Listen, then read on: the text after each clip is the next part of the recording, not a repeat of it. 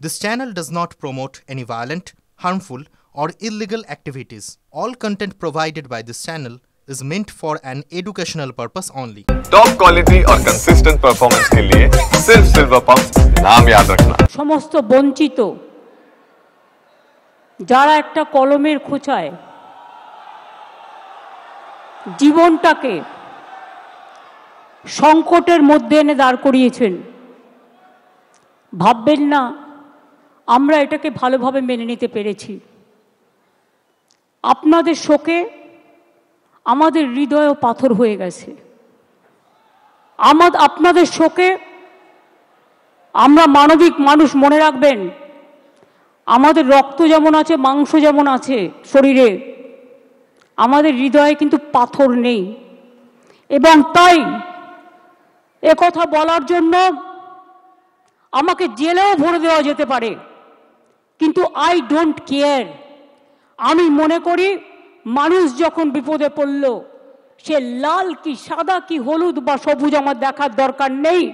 তাদের পাশে দাঁড়িয়ে তাদের অহংকার, তাদের মর্যাদা, তাদের সম্মান, তাদের অস্তিত্ব, তাদের অস্মিতা সব কিছু ফিরিয়ে দেওয়ার দায়িত্ব আমরা কেউ অস্বীকার করতে পারি না। আমি দেখছিলাম পুরো কেস স্টাডি করে। আমার সাথে অনেক ভাইস চ্যান্সেলররা এখানে আছেন, আপনাদের সাপোর্ট দিতে এসছেন।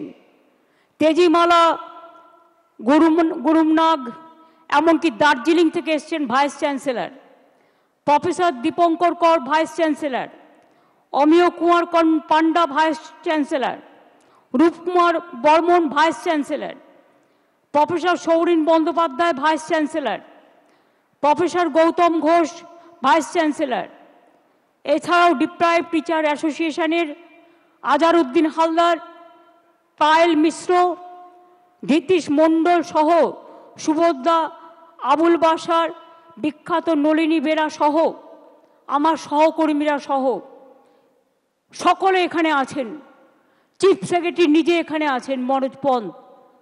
আমার এখানে এডুকেশন মিনিস্টার আছে, এডুকেশন সেক্রেটারি আছে, আমার এখানে আরও 5-6 জন মিনিস্টার আছেন।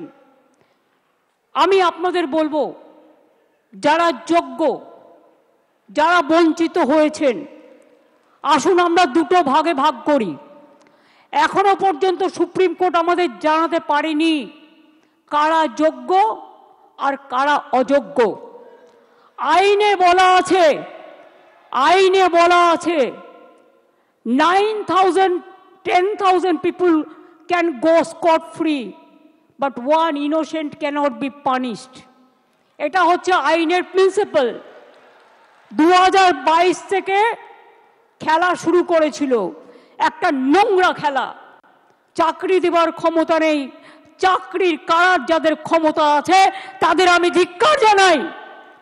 আপনাদের একটা জিনিস বুঝতে হবে, কোনটা মুখ আর কোনটা মুখোশ। কারা যাত্রা পালার মাধ্যমে আপনাদের ভুল বোঝাচ্ছে। রাজ্য সরকার সর্বতোভাবে প্রচেষ্টা নিয়েছিল। প্রথমে সিঙ্গেল বেঞ্চে, আমি যদি মিথ্যে কথা বলি আপনারা আমাকে ধরিয়ে দেবেন, কারণ আপনারা সকলে এর সঙ্গে অবগত আছেন। প্রথমে অভিজিৎ বাবুর বেঞ্চে, সিঙ্গেল বেঞ্চে একাদশ দ্বাদশ শ্রেণী বাতিল করে দেওয়া হয় লিস্ট। তারপরে ডিভিশন বেঞ্চে অন্যান্যদেরটা সবটাই করা হয় এবং সিবিআইকে কেসটা দেওয়া হয়। আমরা সিবিআইকে নন কোঅপারেশন করিনি। আমরা বলেছিলাম বাছুন কে যোগ্য আর কে অযোগ্য। যদি কেউ অযোগ্য হয়, তথ্য প্রমাণ দিয়ে প্রমাণিত করতে পারেন, নিশ্চয়ই গভর্নমেন্ট মানে এসএসসি সেটা মেনে নেবে, আমার মানতে কোনো আপত্তি নেই। কেউ যদি কোনো ভুল করে থাকে তার দায়িত্ব আমরা কেন নেব? আমরা চাই কোনো যোগ্য ব্যক্তির যেন চাকরি না যায়, এটা আমরা অলওয়েজ চাই। কিন্তু ব্যাপারটা কিভাবে বলা হচ্ছে, বলছে 26-এ ভোটে পরাজয় হলে আমরা চাকরি করে দেব। যারা বলছেন, আমি একটা কথা আপনাদের বলি, তারপরে আপনাদের কথায় আমরা কি করতে পারি আমি আসব। তার কারণ কদিন ধরে আমাকে প্রচণ্ডভাবে, যে মানুষটা জানে না কি হয়েছে, যে মানুষটা কোনো ব্যাপারে আমি চ্যালেঞ্জ করে বলছি, আমি আমার জীবনে জেনে শুনে কোনো পানিশমেন্ট কাউকে দিইনি, এবং মনে রাখবেন জেনে শুনে কারো চাকরি খাইনি। তাই অনেক বদ হজম হওয়া সত্ত্বেও আমি সিপিএমের একটারও চাকরি খাইনি, যারা 34 বছর অনেক অন্যায় করে গেছে। কারণ আমি বলেছিলাম বদল চাই, বদলা নয়। কিন্তু তার মানে এই নয় তুমি গিয়ে কেন অ্যাপ্লাই করলে। ফার্স্ট কোয়েশ্চেন আমার, whether Vikas Bhattacharya will be isolated or not politically. This is my first question. CPM has to answer why he is cancelling all this list. আজকে বাইরে আমার নামে বড় বড় কথা বলছো, আমি তো করিনি, আমি তো চাকরিগুলো দিয়েছিলাম, আমার সরকার দিয়েছিল। একটা দুটো কাজ করতে গেলে ভুল হতে পারে, সে ভুল সংশোধন করে নেওয়ার জন্য তুমি প্রশাসনকে সময় দাও, তা তো তোমরা দাওনি। Right to make blunders, Netaji Subhas Chandra Bose বলেছিলেন ভুল করাটাও একটা অধিকার। যদি কারো ভুল হয়ে থাকে সেই ভুলটাকে সংশোধন করার দায়িত্ব কার? কোর্ট যদি প্রশাসনকে দিত, কোর্ট নিশ্চয়ই কোর্টের কথা মেনে প্রশাসন সেই কাজটা করতে পারত। তারপরে গেল ডিভিশন বেঞ্চে, সব বাতিল। আমার মনে আছে সঙ্গে সঙ্গে আমি এডুকেশন ডিপার্টমেন্টকে বললাম সব ভালো ভালো লয়ার দিয়ে 2024-এ আমি দুর্গাপুরে মিছিল করছি ইলেকশনের সময়। তখন হঠাৎ খবর পেলাম যে, তখন কি খবর পেলাম শুনুন, যাদের ভালো লাগবে না তারা নিজেদের জায়গা মতো থাকতে পারেন, আমার কোনো অসুবিধে নেই, বাট যেটা দরকারি সেটা আমার বলতে হবে। আমার কথা আমি সারাক্ষণ গালাগালি খাবো, আর আমার কথা আমি কাউকে বলতে পারবো না। ভাই বোনেরা আমার, তা কি হয়? আমরা তো সবাইকে ডেকেছি। যার ইচ্ছে থাকবেন, যার ইচ্ছে শুনবেন, যার ইচ্ছে গ্রহণ করবেন, যার ইচ্ছে বর্জন করবেন। গণতান্ত্রিক অধিকার সবার আছে, কিন্তু মনে রাখবেন মানুষ যখন বিপদে পড়ে তাকে ধৈর্য ধরে শুনতে হয়। 2024 সালে আমি আসানসোলে দুর্গাপুরে মিছিল করছি, আমার কাছে খবর এলো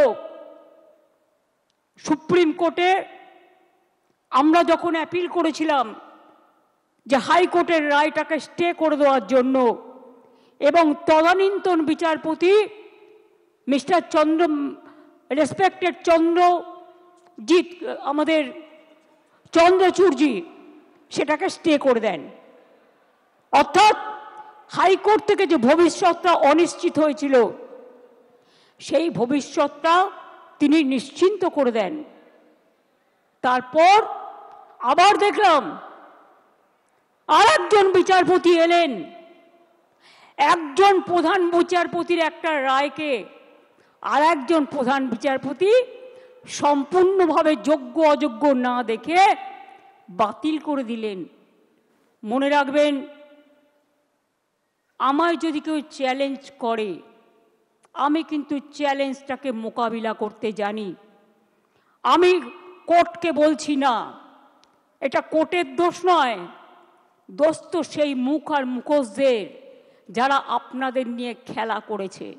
বাট আমি একটা কথা বলতে চাই, আমি বেঁচে থাকাকালীন যোগ্য প্রার্থীদের কারো চাকরি কেড়ে নিতে দেব না। It is my commitment.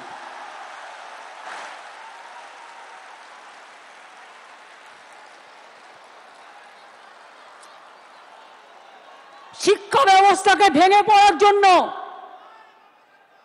ভেঙে ফেলে দেওয়ার জন্য, শিক্ষা ব্যবস্থাকে ভেঙে ফেলার জন্য একটা চক্রান্ত চলছে, একটা পরিকল্পনা চলছে।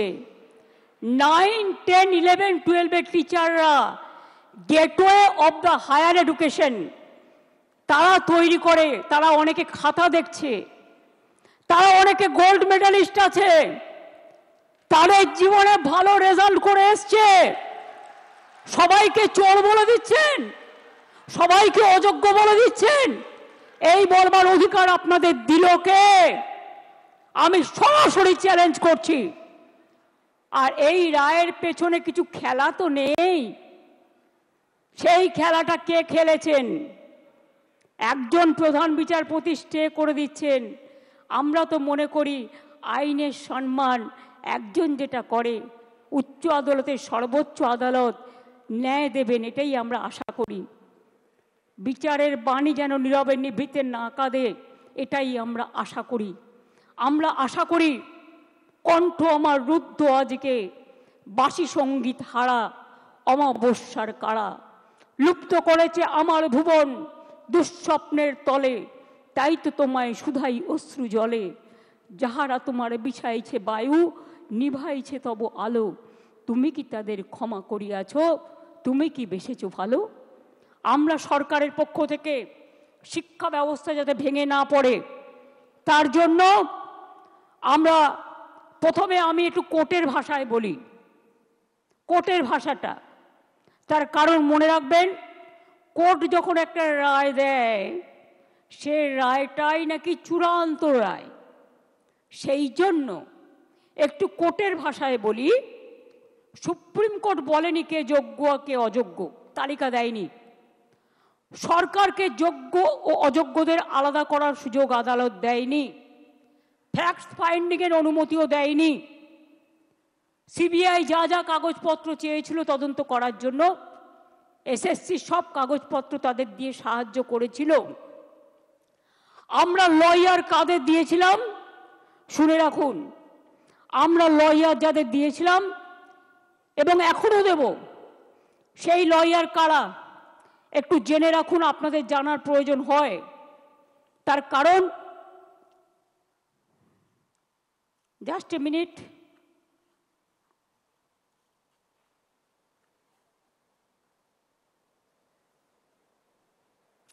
সম্ভবত আমার যতটুকু মনে আছে অভিষেক মনু সিংভি ছাত্রদের হয়ে লড়েছে।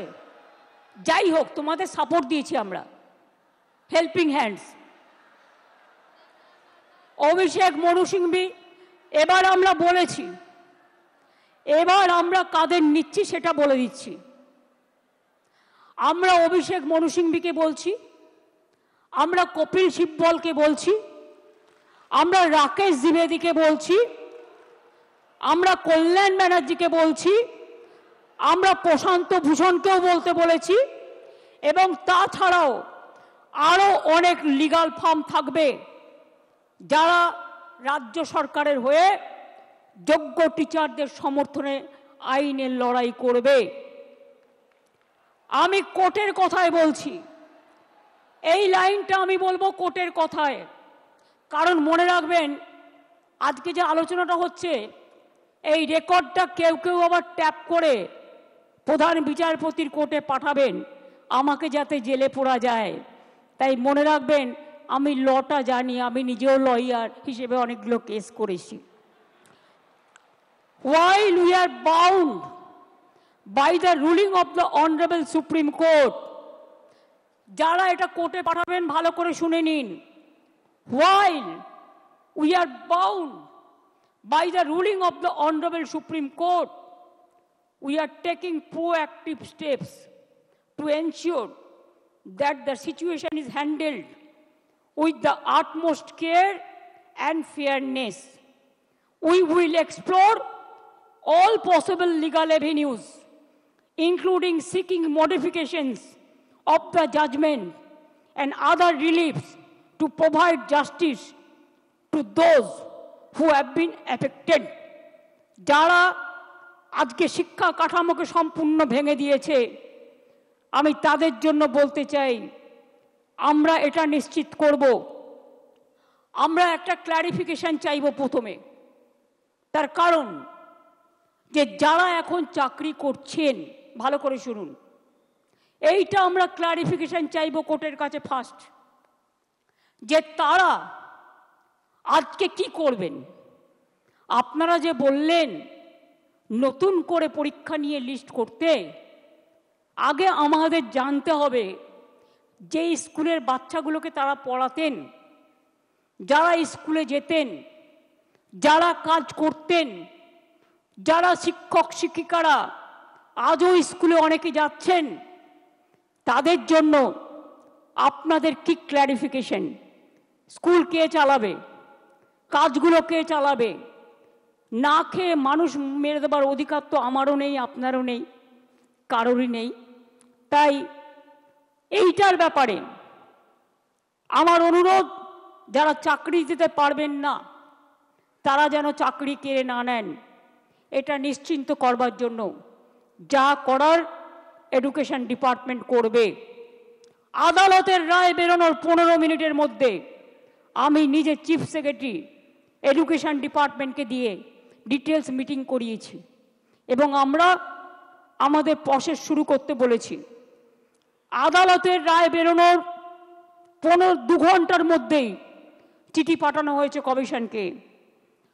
আমার বিশ্বাস, আমি আপনাদের বলছি, আমি এখন ভবিষ্যতেরটাও বলে রাখছি, ধরুন ক্লারিফিকেশনে বলে দিল না চাকরি করা যাবে না যতক্ষণ পর্যন্ত ফ্রেশ অ্যাপয়েন্টমেন্ট হবে না।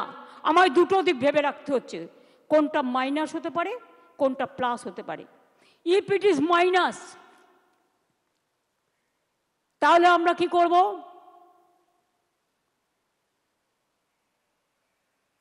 মাইনাসেরটা আমার না বলাই ভালো, আমার মাথায় কিছু আছে। আমি ধরে নিচ্ছি এটা প্লাস হবে। প্লাস মানে নিশ্চয়ই ক্লারিফাই করে let the good sense prevails, এবং তারা যারা যোগ্য তাদের চাকরি না কেড়ে নিয়ে তাদের কাজ করবার সুযোগ দেবেন। বাই চান্স যদি না দেয় তাহলেও মনে রাখবেন, যারা যোগ্য তাদের চাকরি নিশ্চিন্ত করার দায়িত্ব সরকারের।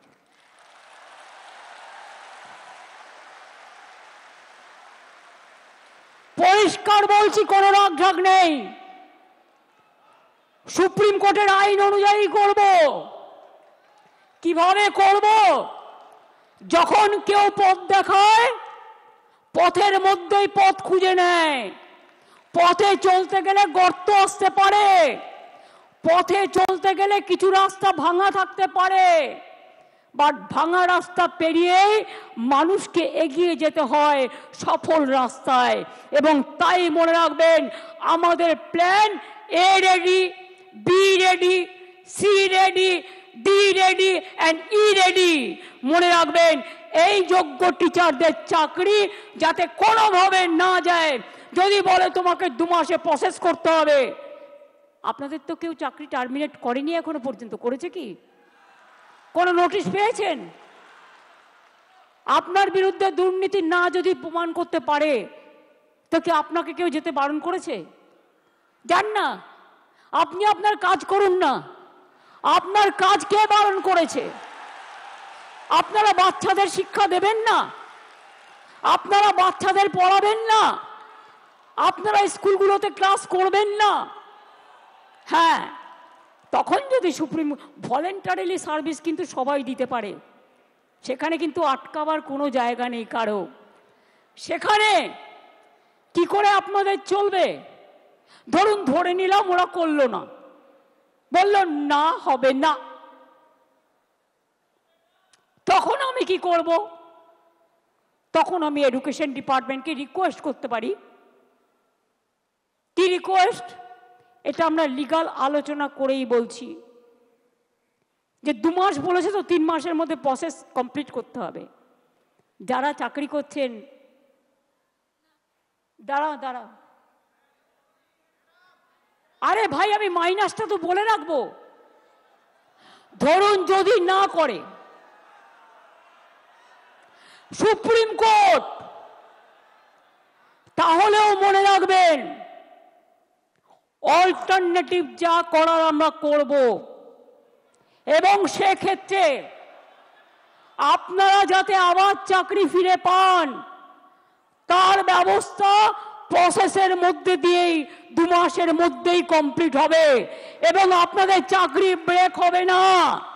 কারণ আপনার এক্সপিরিয়েন্স এবং অ্যাডিশনাল কনসেশন আপনারা পাবেন যারা 10 বছর ধরে চাকরি করছেন। এটা মাথায় রাখবেন।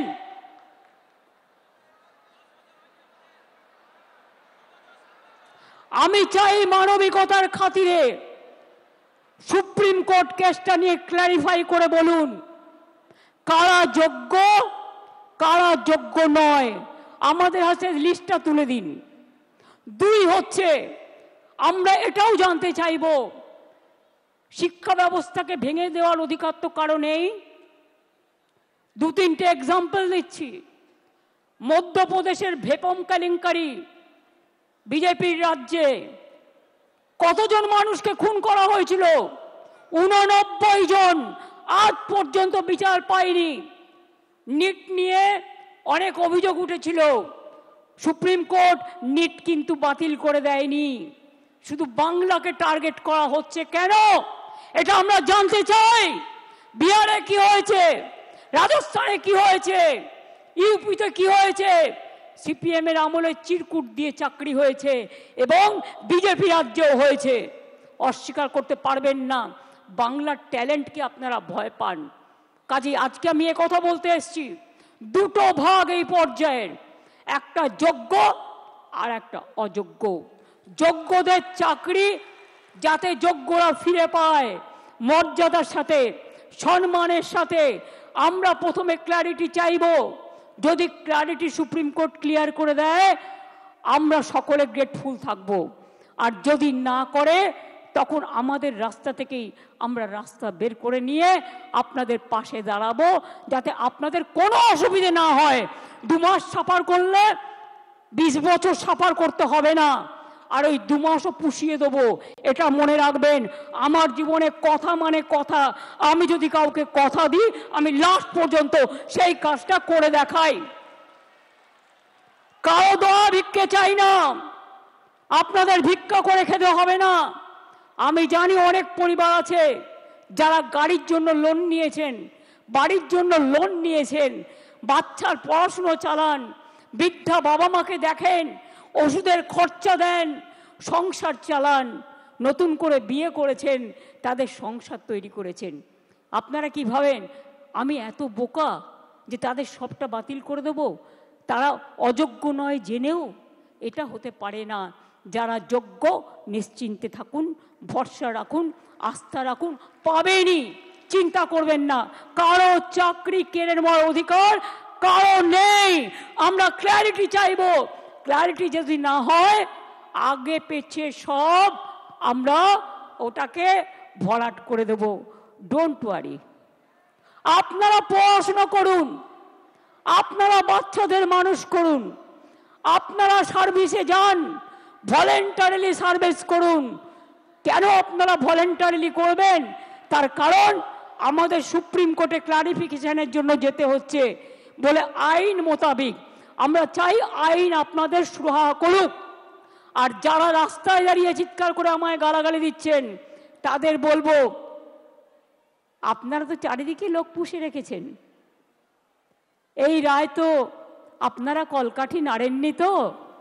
মমতা ব্যানার্জিকে খাস্তা করতে গিয়ে মনে রাখবেন টিচারদের চাকরি কেড়ে নেবেন না, ওদের জীবন যৌবন কেড়ে নেবেন না, যোগ্যদের চাকরি কাড়বেন না, যোগ্য প্রার্থীদের অমর্যাদা করবেন না। মমতা ব্যানার্জিকে 1000বার আপনারা মিথ্যে কথা বলতে পারেন, কুৎসা করতে পারেন, চক্রান্ত করতে পারেন। মনে রাখবেন সুস্থ বাঘের থেকেও আহত বাঘ আরো ভয়ঙ্কর। এই আঘাত আপনাদের আঘাত নয়, এই আঘাত আমার উপর মানসিকভাবে আঘাত, আমাদের সরকারকে আঘাত করেছে। এই আঘাতের প্রত্যুত্তর আমরা ফিরিয়ে দেব কাজের মধ্যে দিয়ে, সম্মানের মধ্যে দিয়ে, জীবন জীবিকার মধ্যে দিয়ে। চিন্তা করবেন না। আর কেউ কারো উস্কানি সুরে প্ররোচনা শুনে প্লিজ দয়া করে প্ররোচিত হবেন না। মনে রাখবেন মাথার উপরে আমরা আছি, মামাটি মানুষের সরকার আছে, কারো প্রতি কোনো অবিচার আমরা করব না। এটা আমি কথা দিয়ে গেলাম, এটা আমি কথা দিয়ে গেলাম, এটা আমি কথা দিয়ে গেলাম।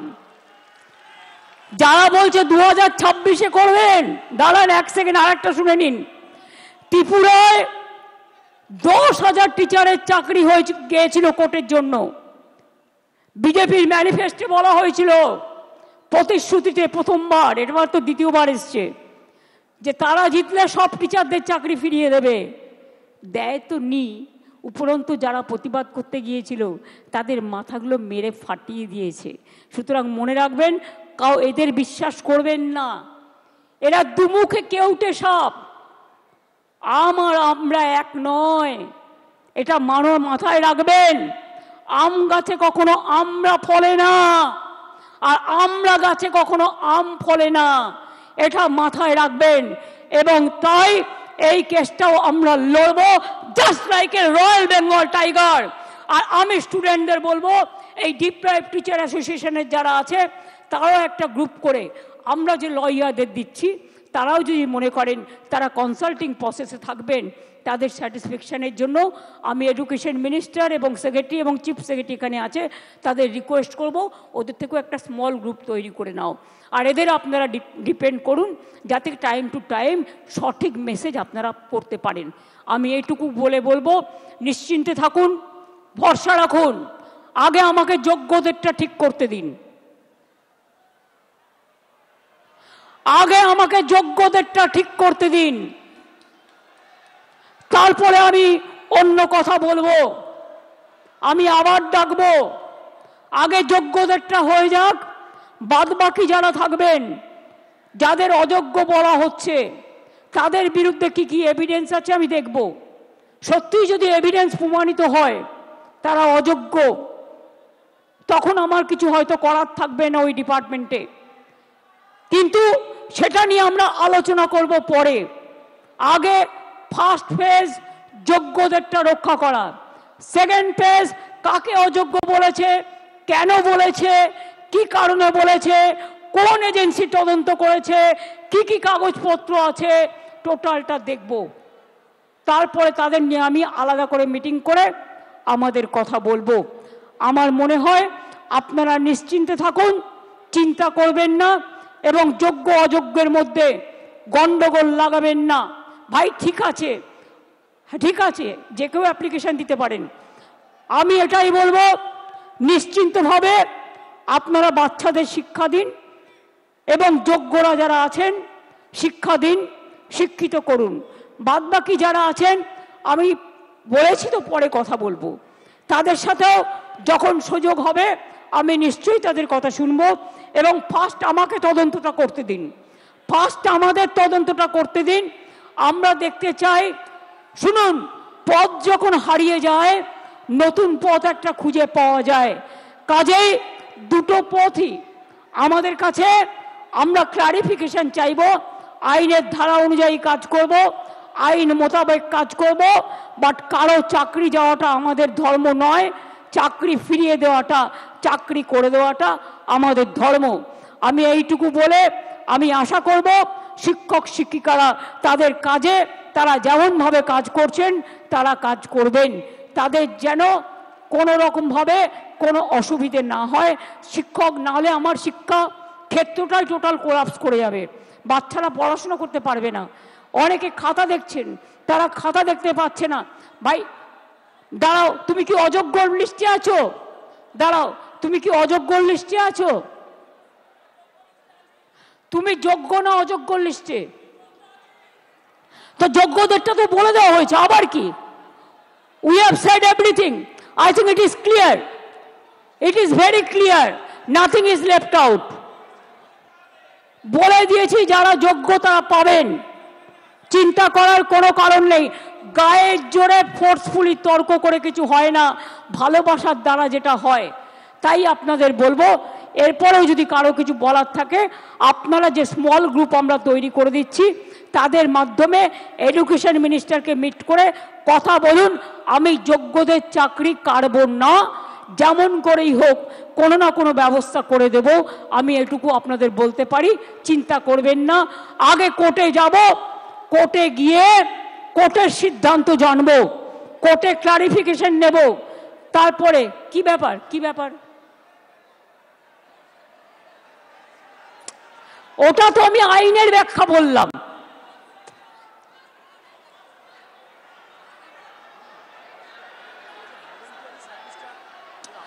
আরে ভলেন্টারিলি বলছি না, শুনুন, আমি কোর্টের ভাষা বলছি।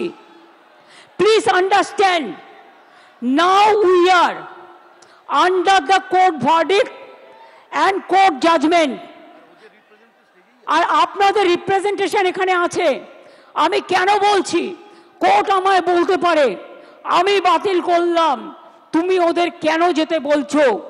আমি যেতে বলছি এই কারণে যে যে কেউ সার্ভিস দিতে পারে ফর হিউম্যানিটি, তাদের সার্ভিস কেউ কাটতে পারে না। সুতরাং কোর্টের আইন মেনেই যোগ্যদের জন্য ওদের পথ দুটো খোলা আছে। মনে রাখবেন, কোর্টের আইনেই দুটো পথ খোলা আছে। সেই পথ খোলা থেকেই আমরা আপনাদের ব্যবস্থা করে দেব যাতে কেউ চাকরি না হারান। প্লিজ আন্ডারস্ট্যান্ড, আমাদের কোর্টের অর্ডারও মানতে হবে, কোর্টে ক্লারিফিকেশনও চাইতে হবে, রিভিউ পিটিশনও করতে হবে। সেই জন্য বলছি, যতক্ষণ পর্যন্ত রিভিউ পিটিশনটা ক্লিয়ারেন্স না হচ্ছে আপনারা আপনাদের কাজ তো করতে পারেন। কে বাধা দিয়েছে? আপনাদের তো গভর্নমেন্ট থেকে টার্মিনেট লেটার দেয়নি। So why you are asking me? Don't repeat this question না, এটা আপনার মাইনাস হতে পারে। বুদ্ধি খরচ করুন, বুদ্ধিমানেরা বুদ্ধি খরচ করে, বুদ্ধি খরচ করে কাজ করুন।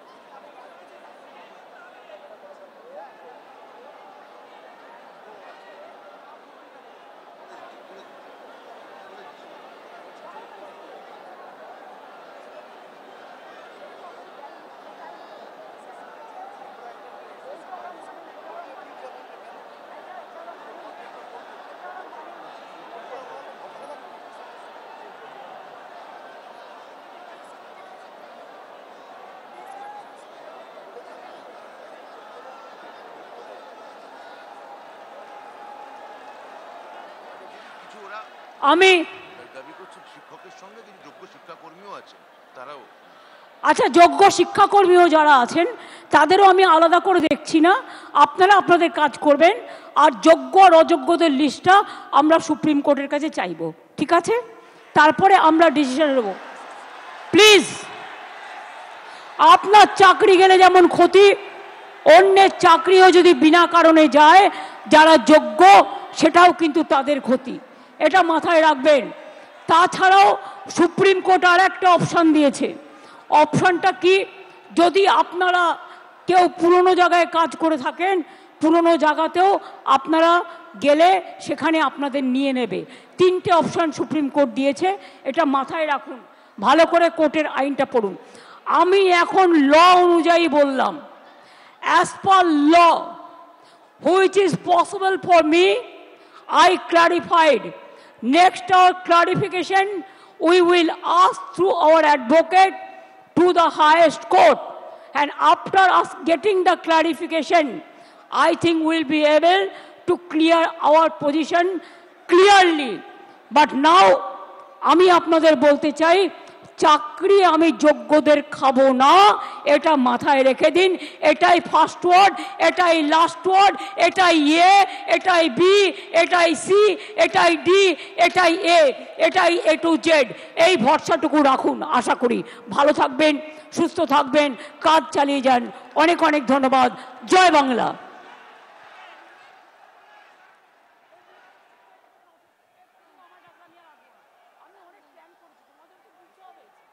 আমরা সরাসরি আপনাদেরকে দেখাচ্ছিলাম নেতাজি ইন্ডোরে রাজ্যের মুখ্যমন্ত্রী মমতা বন্দ্যোপাধ্যায় তিনি চাকরি হারাদের উদ্দেশ্যে বার্তা দিলেন। তিনি আজকে একাধিকবার বললেন যে যোগ্যদের চাকরি যাবে না। তিনি যোগ্যদের বলেন যে আপনারা চাকরি করতে পারেন, সরকার তো এখনো পর্যন্ত আপনাদের টার্মিনেট করেনি, আপনারা ভলেন্টারি সার্ভিস দিন।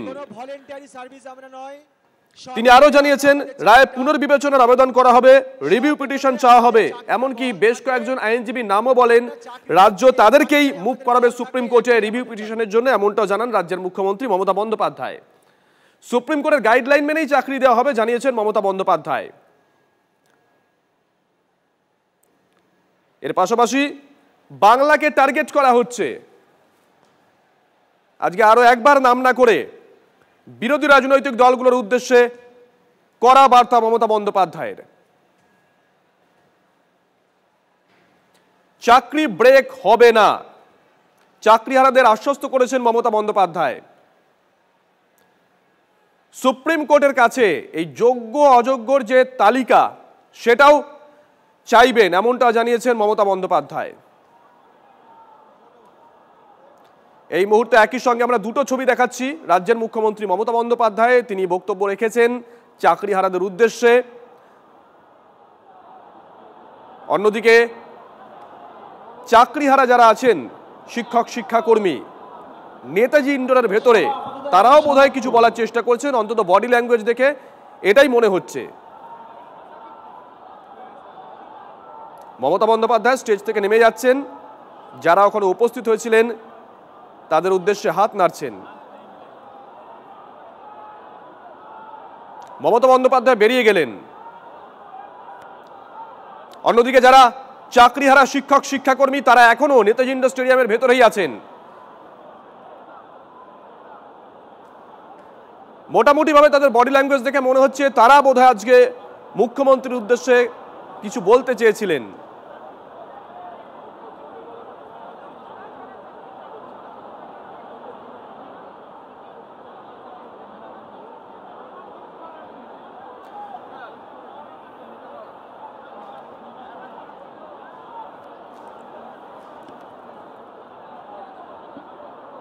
বাইরের ছবিটা একবার দেখবো। সায়ন্ত আমাদের সঙ্গে রয়েছেন, বাইরে থেকে আমাদের সহকর্মী সায়ন্ত। ভেতরের ছবি এতক্ষণ আমরা দেখছিলাম, বাইরের ছবিটা এই মুহূর্তে।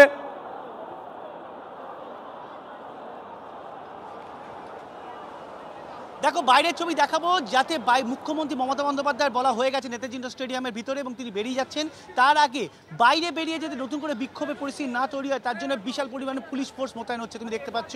এবং মুখ্যমন্ত্রী মমতা বন্দ্যোপাধ্যায় যা বলেছেন তা নিয়ে যারা এখানে শিক্ষক শিক্ষিকা রয়েছেন, যারা যোগ্য শিক্ষক তাদের বক্তব্য নেওয়ার চেষ্টা করবেন, তারা বসে রয়েছেন। আমি তাদের কাছে সরাসরি চলে যাব। মূলত শুভজিৎ, একটা বিষয় এখানে পরিষ্কার হয়েছে যে মুখ্যমন্ত্রী স্বেচ্ছাশ্রম দিতে বলছেন, অর্থাৎ ভলেন্টিয়ার সার্ভিস, কিন্তু তারা তাতে খুশি কিনা আমি তাদের সঙ্গে আবার কথা বলে নেওয়ার চেষ্টা করব। দেখো এখানে সকাল থেকে যে পরিস্থিতি তৈরি হয়েছিল তা আবার নতুন করে না হয় তার জন্য এখানে প্রচুর পরিমাণে ফোর্স মোতায়েন হয়েছে। এখানে অনেকে বসে রয়েছেন যারা এখানে এসছেন কিন্তু যোগ্য থাকা সত্ত্বেও তারা প্রবেশ করতে পারেননি। আমি তাদের সঙ্গে আবার কথা বলে নেওয়ার চেষ্টা করব। আচ্ছা, মুখ্যমন্ত্রী তো মানে আপনারা তো এসেছিলেন, আপনারা পে করতে, আচ্ছা ক্যান্ডিডেট না, আচ্ছা আপনার মুখ্যমন্ত্রী তো বললেন যে আপনাদের স্বেচ্ছায় শ্রম দেওয়ার জন্য, সেটা কি আপনারা করবেন? যেটা মুখ্যমন্ত্রী চাইলেন সেটা করবেন? নজর থাকবে সায়ন্ত, নজর থাকবে।